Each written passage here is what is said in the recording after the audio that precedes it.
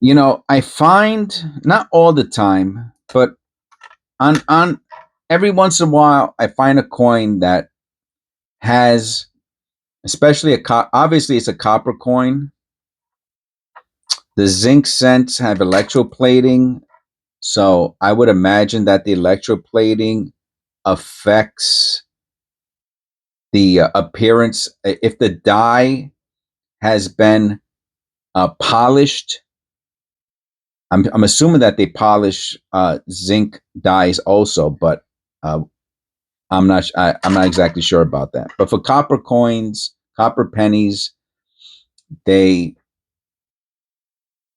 they would polish the dies when there was like a die clash or something else that needed to correct the die, right? So they could continue to use it without the error continuously to show up on the coins that they were making, right? Because when a die had a die clash from hitting another coin or hitting the other side of the die, and they put the image on it, they would have to take it out and service it, and they would have to polish off the lines. And sometimes, so let me read to you what the polishing marks. I'm going to read to you. We'll read it together. I looked it up because I keep calling it polishing marks, but there's some terms for it, and I wanted to do this video as a more in-depth for my own personal understanding and for us to learn together. So the polishing marks, when you see them on a coin, it's generally considered a mint error, right? Because you're really not supposed to see the polishing marks. Okay. Hairlines. This term refers to minute lines or scratches on the coin surface, typically in the field, caused by post-mint cleaning or polishing by an individual. This type of damage. Okay, so that's when a person does it. That's not the mint. Die polish lines or striations. These are thin, light, raised lines on the surface of the coin that are a result of the mint staff polishing the die, the tool used to strike the coin, to remove defects like die clashes or other marks, which is what I was talking about. Because these marks are on the die, which is incuse, I guess, which means has raised features that form the image of the coin, they appear as raised lines on the struck coin.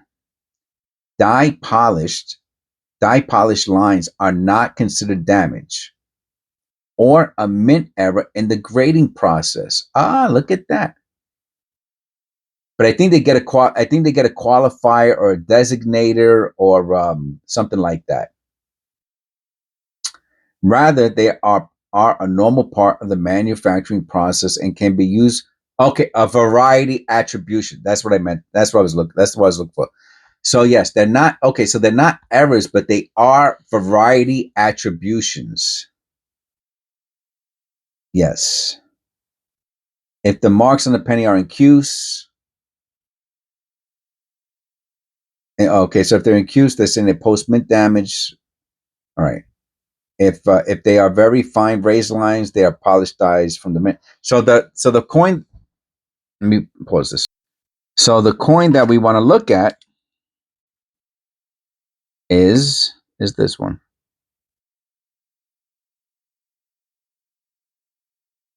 And I believe these are polish lines. So I would look for the variety, right? The variety attribution of die polish lines.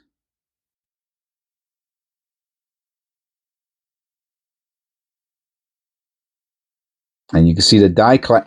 And to me, and let me know out there who agree, to me, what the giveaway is the die clash, right? So you got the die clash, and then they try to polish it, and they did not do a good job.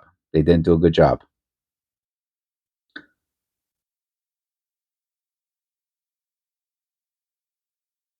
Probably had the whole thing on the front.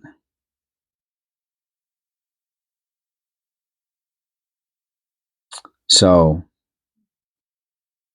that's how I say that this is a die clash with die polish lines for the variety attribution. Please click like and subscribe.